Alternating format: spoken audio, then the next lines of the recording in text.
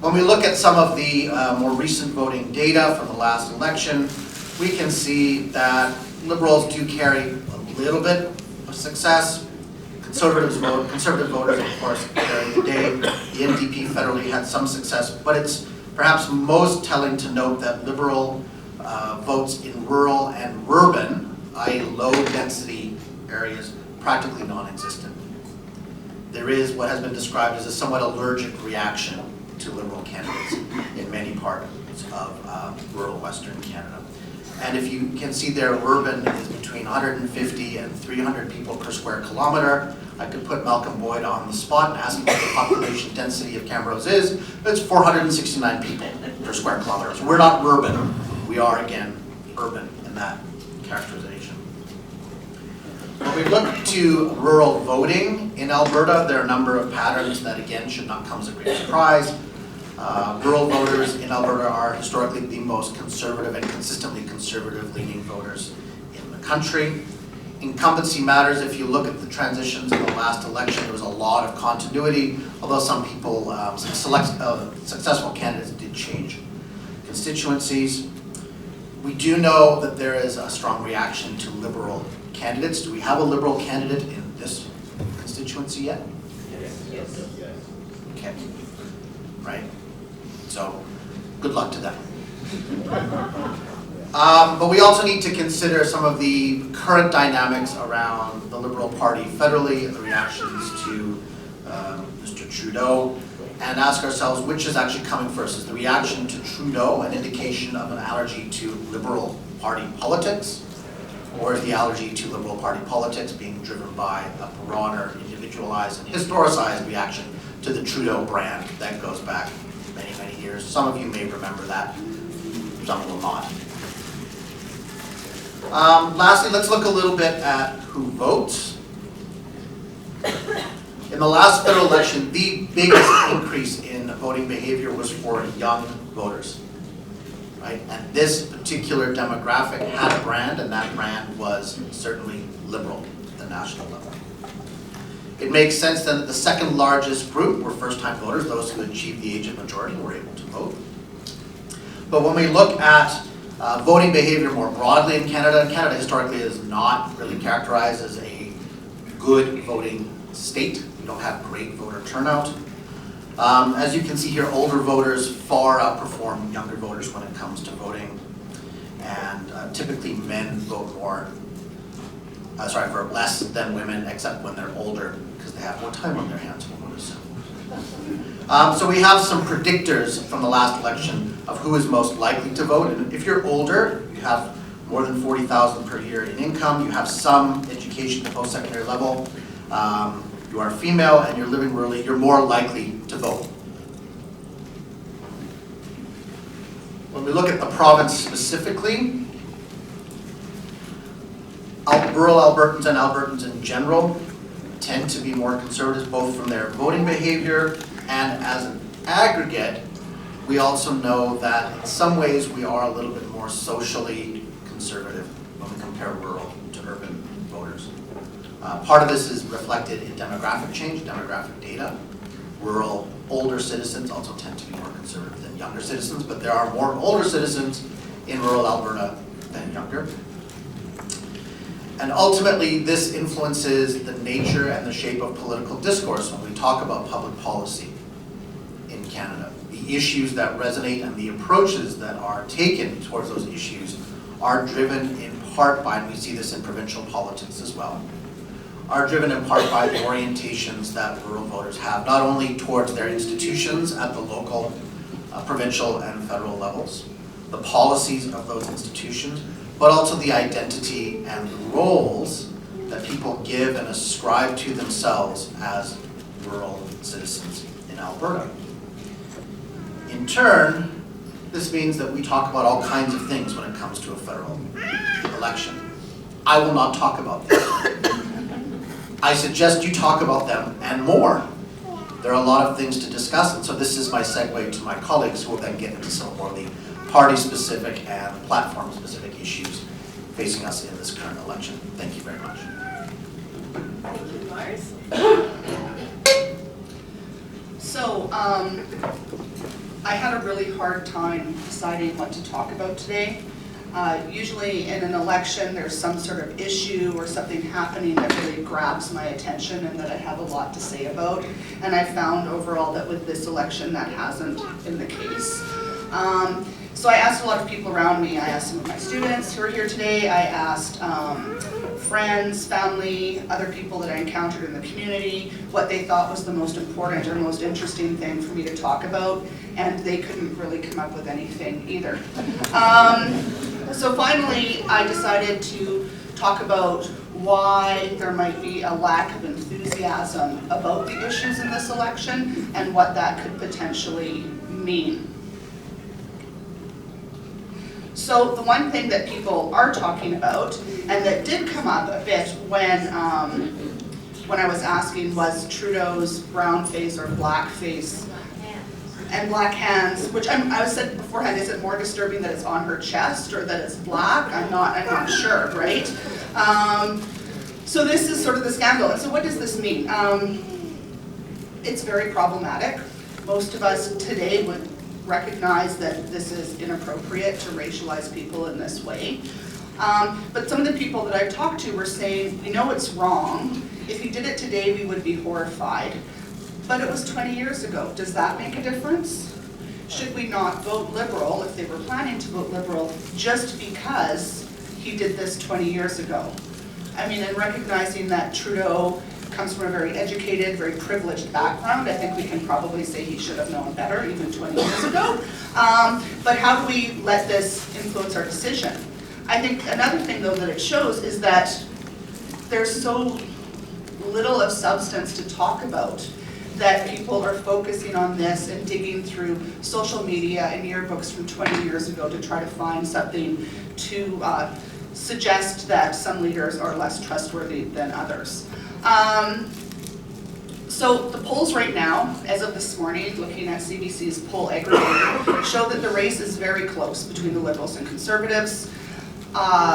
Depending on how the seats play out, they're saying today, a minority government of one or the other, more likely Liberals than Conservatives at this point, but really none of the four parties have found any real momentum. None of the numbers have really changed significantly for the parties over the past few weeks, and there haven't been any issues that have really defined the campaign, such as in previous years, things like free trade, immigration, healthcare, and so on.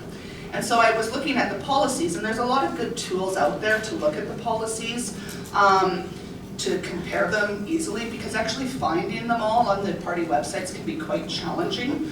And so CBC has one, Maclean's has another one, where they sort of bring them all together, all the parties on different issues, and show what the platforms say. I mean, that assumes that we can believe their platforms as well. But looking at them, I'm going to just I picked 5 areas. Sandra's going to talk about a few more where I just thought I would compare them.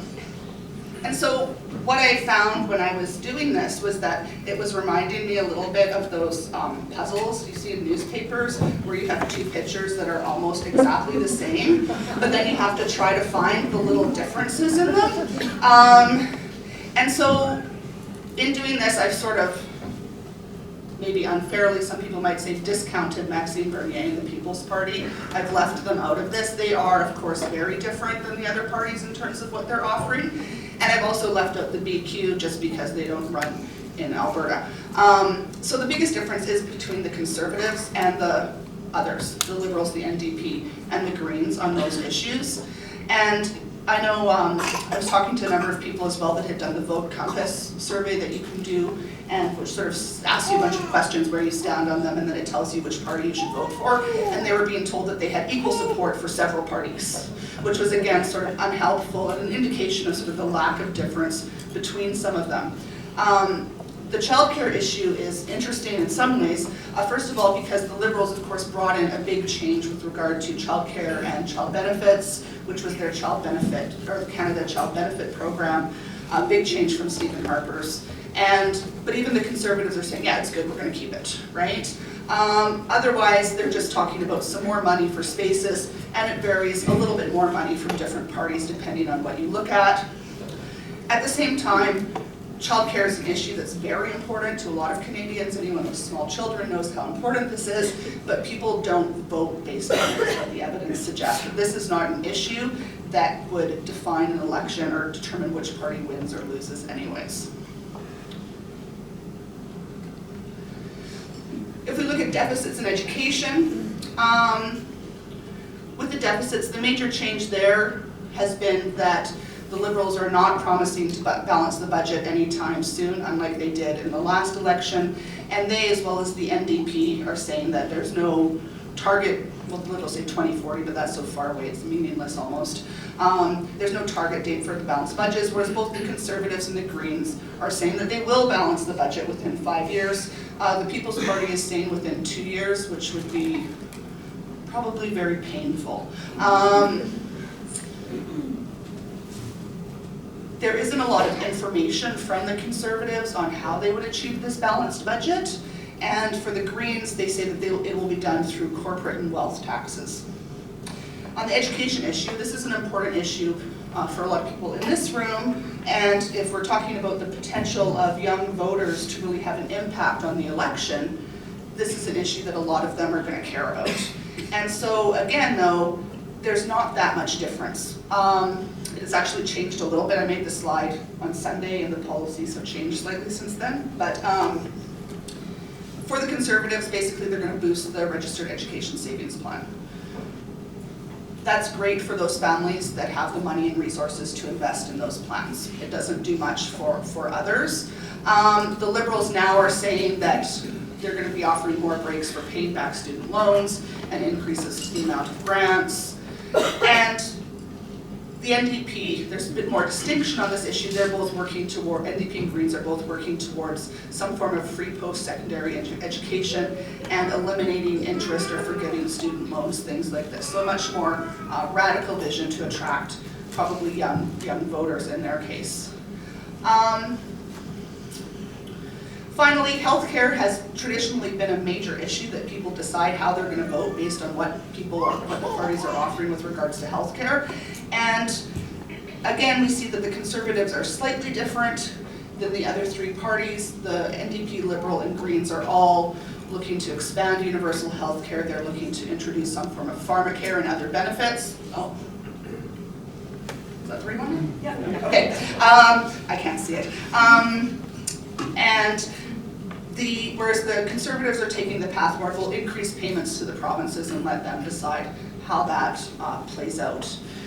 Immigration was a big issue last time around. It revealed some major differences between the Liberal and Conservative Party and impacted the way that people voted. The Liberals are sticking to the path they defined last time, and them, along with the NDP and Greens, are more supportive of immigration, sort of working with the brand of Canada as a place that is welcoming to immigrants and refugees, whereas the Conservatives are using more of the rhetoric or discourse of the true persecution refugees, which is a bit problematic, and focusing on economic immigrants, which is mostly what we receive now. Anyways, so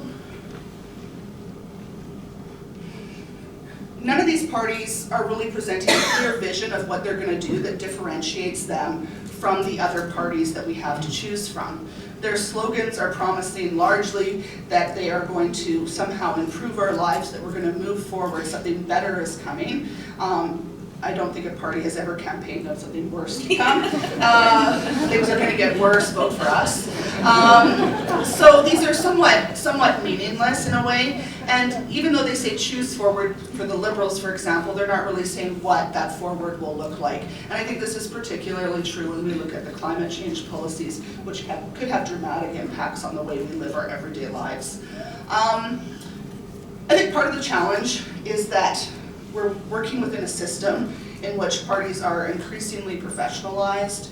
They are really seeking that center ground, that middle ground. No party wants to take a clear stand on a divisive issue because that could lose them voters. And they're all sort of seeking that same pool of undecided voters. It could be, if we were going to be optimistic, a sign that overall people are fairly content with the status quo.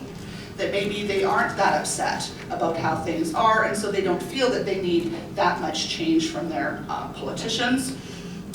But in the end, it makes it hard to know who to vote for, and the nature of our electoral system, which Trudeau of course promised to change and then decided he wouldn't, makes it even harder because it is, as Lars mentioned, this winner-take-all approach where a lot of the other votes don't really count for anything in the end.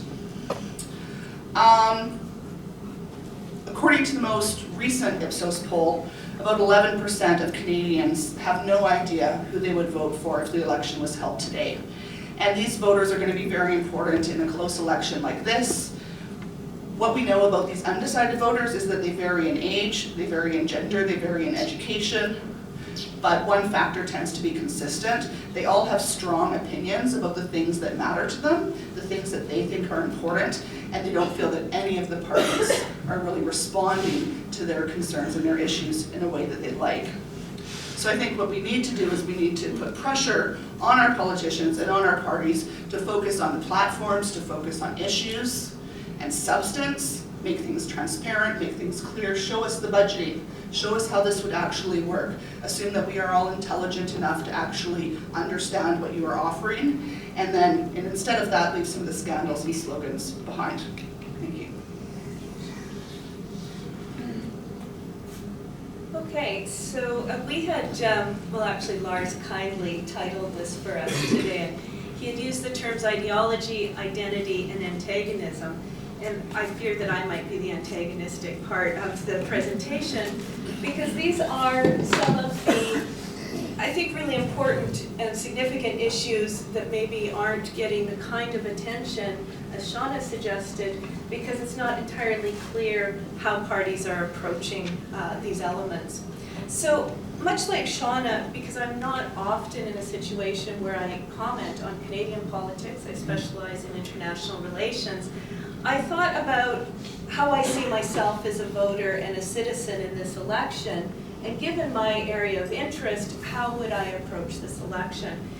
And I would say at the outset that only 3 parties have released complete platforms at this point in time. The NDP released theirs early in the spring. It is quite significant. It is something to read. It probably comes up on close to 200 pages. But it has not been costed at this point by the Parliamentary Budgetary Office, and there's another organization I'll talk about in a little while. As Shauna said, this is a moving target. The Liberals did release their complete platform on Sunday. It is mostly costed and it has been evaluated by the Institute for Fiscal something and Democracy. I'll get that on the slide, at the University of Ottawa. The Greens have also released a complete platform, and parts of it have been costed, and it has been analyzed by this other institute. The Conservative Party has not. It has bits and pieces that were released, and even last night, closer to my interest, they announced a 25% reduction in international aid, sort of out of the blue, no particular costing. They do have a number of initiatives in front of or recently adjudicated by the Parliamentary Budgetary Office. Again, this is perhaps where the ideology comes in. Rather than large-scale, say, costs on analysis of tax cuts or those types of issues, it's the cost of the move of the Canadian Embassy from Tel Aviv to Jerusalem. So there is very clearly an ideological focus even when the platform isn't present. So that's what I wanted to look at. Many of you will know that we had a series of climate strikes globally in the last 10 days. Probably everyone saw Greta Thunberg on television and heard her address at the United Nations. It is clear that we have a climate discussion that needs to happen. It's very clear, from my perspective at least, that we have a world in turmoil. Many of you will have been following the rising tensions in the Middle East, the questions around Iran and Saudi Arabia. And it's also very clear that peace itself is quite elusive. So I'm going to talk about those 3 things quite briefly and hope that we can challenge the notion that international or foreign matters don't matter in how people vote. So on Greening Party platforms, every party will tell you that they have a platform to address climate change. And I think the really substantial platforms we can look at now, such as the Greens, the Liberals, and the New Democrats, all have also woven climate and the greening of the economy through almost all of their platform. And from my perspective, as someone who wants to see holistic thinking, I think that's very important. You can't talk about poverty or Indigenous communities, for example, without addressing food security in Canada or safe drinking water. These are tied very fundamentally to green questions. But then we do come to the problem that Shauna identified, which is that it's not always entirely clear. It's not entirely clear how, see I moved on my screen, how these policies are going to be pursued. So in some ways the Liberals and the Greens and the New Democrats are all heading in the same direction. There is a very serious question about how quickly they can get there. Almost everyone agrees by 2050 that we have to be at net zero for carbon. That's going to take some fairly Herculean activity and major public policy change. The Conservative Party is less clear. They released their Green Deal, a New Deal, a Real Plan, sorry, all of these things are so similar. When it was costed, it was actually suggested that it would cost taxpayers more and that it would actually lead to a smaller level of reduction. If you really want to read and you're quite committed to climate discussions, the People's Party, it's one page, it won't take you very long. It's very clear that this is simply alarmist politics. Provinces should do what they want, and there's really no sense that the federal government should even have to be accountable. This is largely seen as, fake news or alarmist behavior. So I have also not spent a lot of time thinking about it. In the context of Alberta, of course, this is very much focused around pipeline development. And it is interesting, as Shauna pointed out, we are moving towards a potential minority government situation where both the NDP and the Green Party have said they will not support a government that supports the pipeline. So, what would a Liberal minority do? I'm not going to give you the answer. I'd like to hear a conversation on that. So in the Alberta context, I think we're engaged in climate, but it is very much tied to pipeline development and natural resource extraction. International trade and cooperation. Have you heard anything about this during the federal election? Very little. Canada is in an awkward situation, and it has a lot to do with our friends to the south. All of the parties have addressed in generic ways that they are committed to international trade, that they want to pursue multilateral agreements and cooperation. The Liberals have been very clear in stating that they have had to make supply management concessions in the Mexico agreement and also CETA, that will stop, that we are done with supply management concessions in their negotiations. I've heard very little about China, which is interesting and significant. And the Conservative Party, which is in ideological terms actually an economic liberal party, has said virtually nothing. And I think that is something as voters that we need to be concerned about, because we don't know exactly how they would pursue these types of international agreements and how they would work with a president like Trump in the United States. And so, because I study international relations, I just included a sort of cute little cartoon, which always gets politics better than political scientists. But we do have a problem. And the American elephant and the Canadian mouse has not gone away. And I think our leaders, well, Trudeau has been fairly successful in dealing with it and managing this situation. It will be an ongoing concern. Quickly to round out the globe, have you heard anything on peace, security in Canada? Sometimes we get a few little words on terrorism and the security and intelligent networks in Canada, but not really very much other than broad statements of we will keep Canadians safe. The Liberals have reinstigated attempts to find a place on the Security Council again at the United Nations. We lost that seat under the Harper government. So there is a real engagement.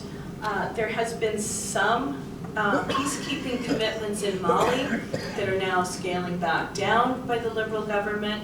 And they did join the International Arms Trade Treaty recently, something that we'd absolutely expect to be discussed in a federal election because we have this Saudi Arabia issue that's lingering. And if it's almost crickets from the Liberals, it's dead silence from the Conservatives. So what do we conclude from that? Well, the only platform that they are willing to announce is a 25% cut to foreign aid. Again, very ideological. Now, they're not saying that they're going to reduce spending, but that they are going to redistribute it to Canadians in need. There is the talk that Sean already highlighted about the truly persecuted, which you would think that we have just a tremendous immigration problem in Canada. We don't. And in fact, the numbers, once they spiked in 2017 for questionable or people crossing the borders illegally, those numbers have all dropped. So it seems to me that the Conservatives are making more of a decision to focus on the foreign aid question, which has historically been quite successful for them. But ultimately, as I say, the old adage has been that these types of issues, and what we used to call the environment, don't sway elections. But there is a significant demographic shift happening in this election. It is the first time that millennials will be the majority voters if they go to the polls. If the polls are correct that these are issues that matter to them, as well as being first-time homeowners and other issues, we could have a slightly unpredictable electoral outcome. Just maybe, to make it interesting on election night. So I'm pleased. I really didn't expect to see this many people come out this afternoon. So I am really interested to hear how you're experiencing this federal election. If you're having difficulty finding the information that you need to make a decision, and what are those key elements that are driving you to one vote or another. So thank you very much, and I think, oh, there is a microphone here so that everyone can hear in the room. Is that where I'm supposed to leave it, Trina? You can. I can? We can't see it. So that's the next, or maybe you would like to comment on this as well in the context of the election. It has some merit. And absolutely, we know that we have left a number of items untouched. If you want to talk about the Attorney General and the Minister of Justice and the McClellan report or some other burning issue, please do raise it because I think it would be interesting to hear the room's response. iOS upgrade. So I will moderate a little bit, and while people are, forcing their way to the microphone, I'll just turn it back to my colleagues if there are things that you wanted to highlight, having heard each other now. Well, as a political scientist, I mean, this is about the politics of the election, but as a political scientist, I mean, one of the long-standing questions is what drives how people vote. And I think one of the questions that we need to consider here, whether we're looking at American or Canadian political science or international political science, is historically voters largely express dissatisfaction through a change in voting, right? So they vote with their feet.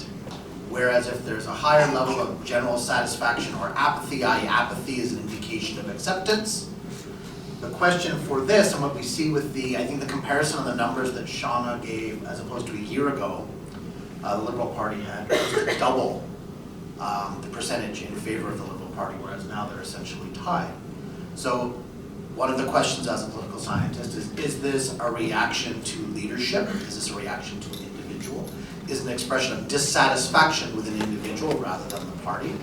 Have the two actually become conflated?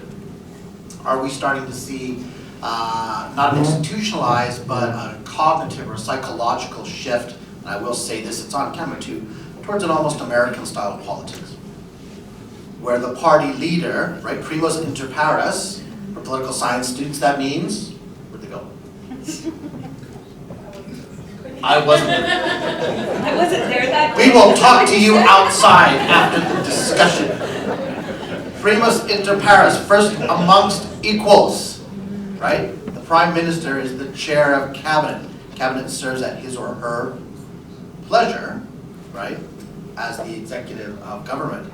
But I think increasingly people are, well, and part of the political rhetoric that is being thrown around, which again is following a more American style of muckraking, is to call into question the qualifications, the capacity, the capability, and the integrity of the leadership under election themselves. So not the party platform, but the individual, right? This is a tried and true mechanism of electioneering.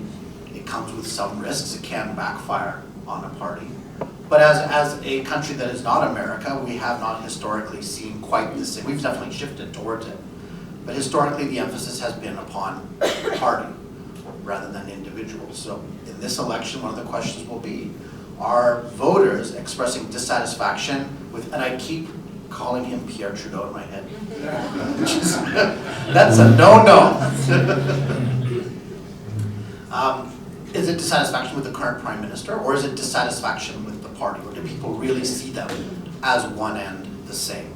And does that vary regionally and provincially and culturally? That's one of the questions that I'm interested in seeing. I think also, too, it's why do they not like them? So I hear a lot of people saying that, well, they can't stand his voice.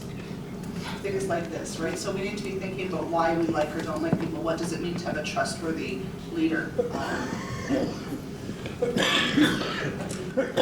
Well, speaking as a woman 78 years old who grew up in Ottawa, where we didn't have a hockey team, politics became our sport. And as my girlfriend and I ran around the Parliament buildings, and because you could in those days, we picked a team. And I was about 10 years old, and she picked the Liberals under Louis Saint Laurent, and I picked the Conservatives under George Drew. And I never won the Stanley Cup until Diefenbaker came in when I was a little over 16 years old, and I drove everybody out to get a chocolate milkshake. Now, having said that, as I came to be a little more mature, but take that as my background, and I then was a relatively young married person when Sir Pierre came into power, and I disliked him intensely. And I disliked Chrétien intensely. And I'm not very fond of this guy. So what I'm telling you, and I'm a reasonably intelligent person, and at the end of the day, I don't know that there's much difference between who gets elected, but I can tell you it will never be Liberal from my standpoint. At least you're consistent. Much to my son's disgust.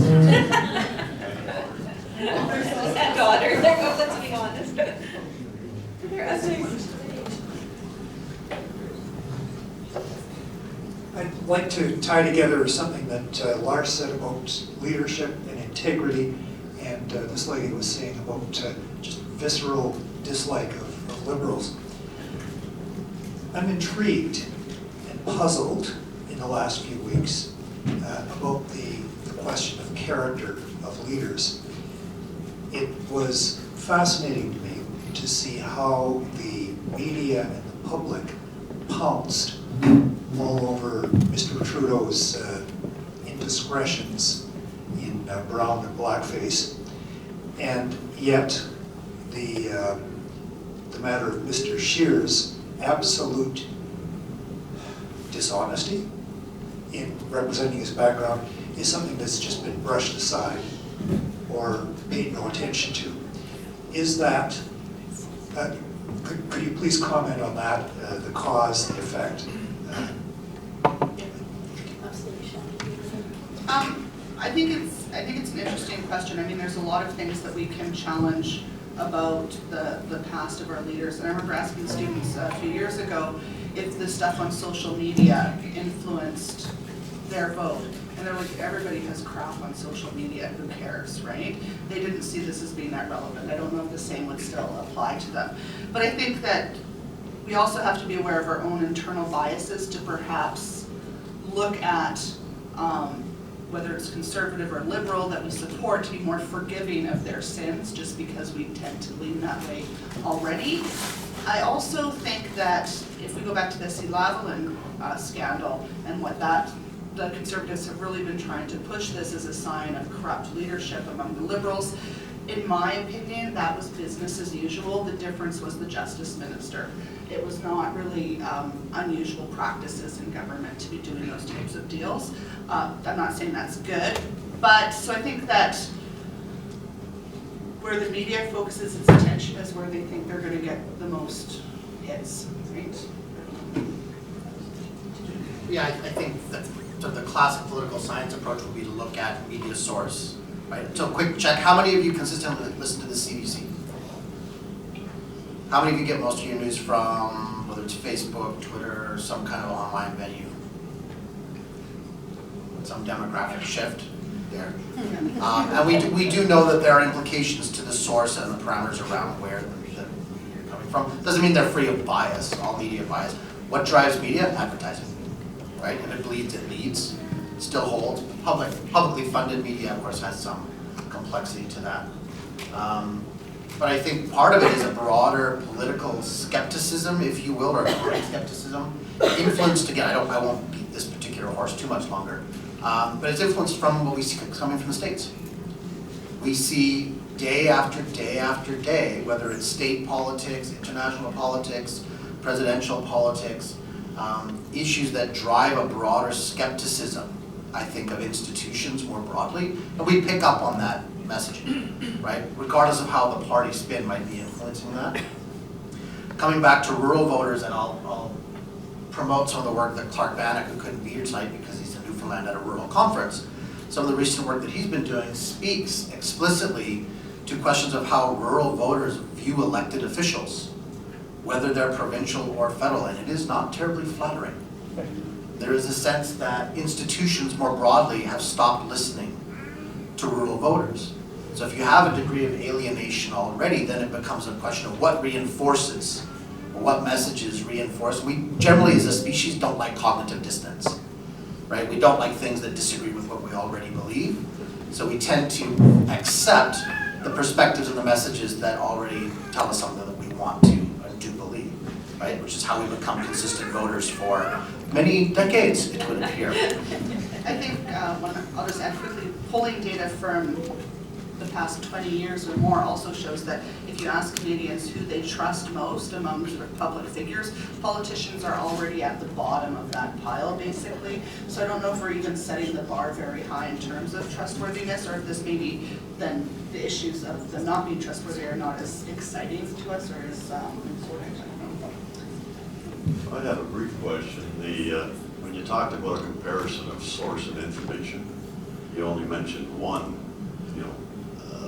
CBC sort of thing. There are other approaches to national news other than that in the computer. I could ask the question again, who gets their news from Breitbart? Any other ones we could ask? I'm open. CTV, National Post, The Observer, The Guardian, Globe, Rebel Media, Ezra's Baby. I think that, what we tell our students nowadays is consult multiple sources of information and compare them, right? That's the best way to ensure that the information you're reading is as accurate and informative as possible. I have my own, of course, political views, and my views of Mr. Trudeau are no secret almost. But I am... He's older than I am. He looks younger, I'll give him that. But from my perspective, he's wrong. But I'm concerned about all of the promises, fiscal promises, that are being made. And I guess my biggest concern is, do people actually believe that all of this can be done? And the question that it's not we're not going to be concerned about the deficit until 2040? My banker and I really disagree with that political viewpoint, but I guess I'm curious as to what you see as being the feasibility of these promises that are being made. So I think that's a really important question, and so we should clarify what the parties are saying. A balanced budget doesn't address the deficit. So those are two different things. So the Liberals have effectively said we couldn't even think of a balanced budget to 2040, I think. Maxime Bernier thinks he can balance the budget in 2 years. That would not take care of the deficit. So what political economists tend to look at is what is the ratio of debt to GDP. All of the parties are actually promising a reduction in that ratio over various time horizons. And that's how states work. So the mortgage and credit card analogy that Ralph Klein really liked is very difficult to work for a state. Now that doesn't say you can go on a spend, I don't know, what they call it, a lottery or something for the Liberals. So what we have done, what we tend to use as political scientists are a series of models to cost the platforms for the parties.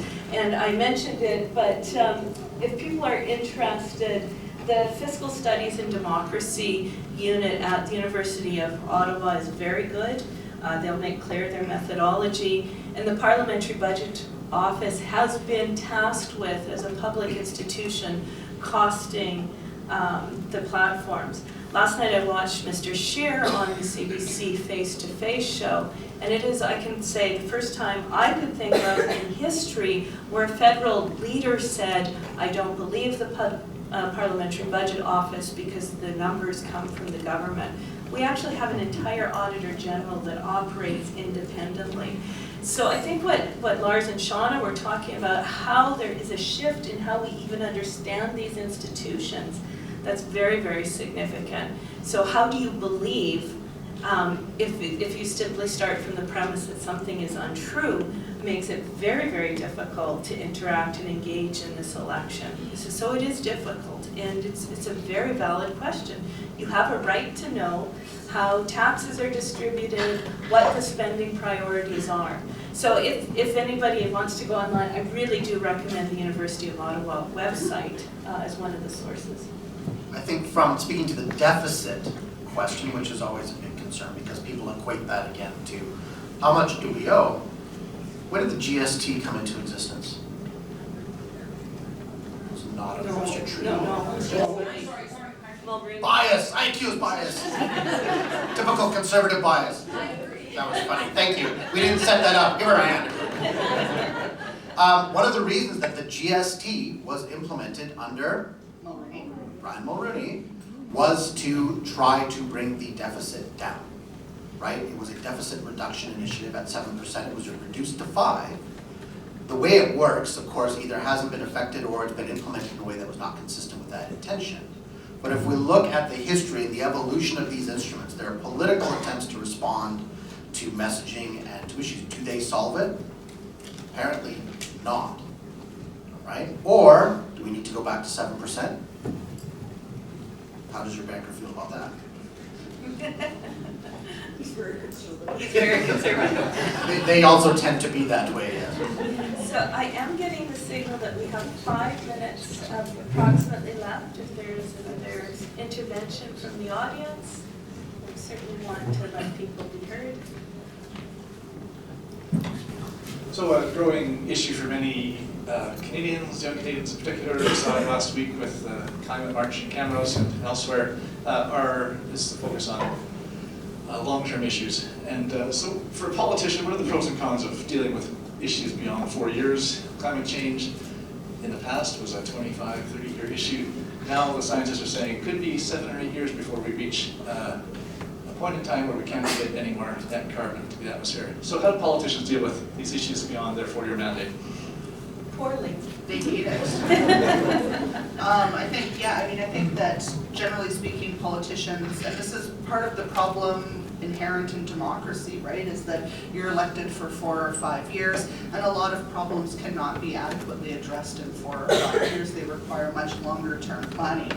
And like I said, nobody's gonna run a campaign on the fact that this is gonna hurt, but it'll be better for you in the long run, because as voters, we don't like that, right? So I think we also need to be willing to accept more negative messaging from our politicians and not just look for the positive. Everyone wants to believe that we can balance the budget, get rid of the deficit, and cut taxes. That is very hard to do, right, without making some other serious changes in social programming and in the other obligations that the state has. So I think that, I mean, the short answer, Glenn, is they're not good at it, and they often will not even try to do it. But I think that when it comes to issues like climate change, we're recognizing that something has to be done. Yeah, and I think having worked with the IPCC, the question of mitigation is largely challenged not by technical feasibility, by political feasibility. It goes beyond the capacity or the will of contemporary political institutions and populations to make the kind of changes that we probably need to see. At the same time, it struck me yesterday that I hear from, in the context of both provincial and federal debt, we shouldn't be saddling future generations with this money. They're going to be paying for our decisions for years, and yet we're perfectly willing to defer the environmental or ecological costs of many of our actions, and have been doing so for a particularly long period of time as well. So again, cognitive dissonance can exist. We can apply exactly the same argument as a population to 2 different ends. The broader question will be one of adaptation and how politicians and policy respond to, and this is a quote from a climate change event that I was at 10 years ago. It's not what do we do with 50,000 climate refugees now, it's what do we do with 90 million of them 20 years from now. There's a good note to wrap up my comments on this. Well, always uplifting, that's what political scientists do. Students always comment on our optimism and our happy outlook. So, thank you everyone, thank you.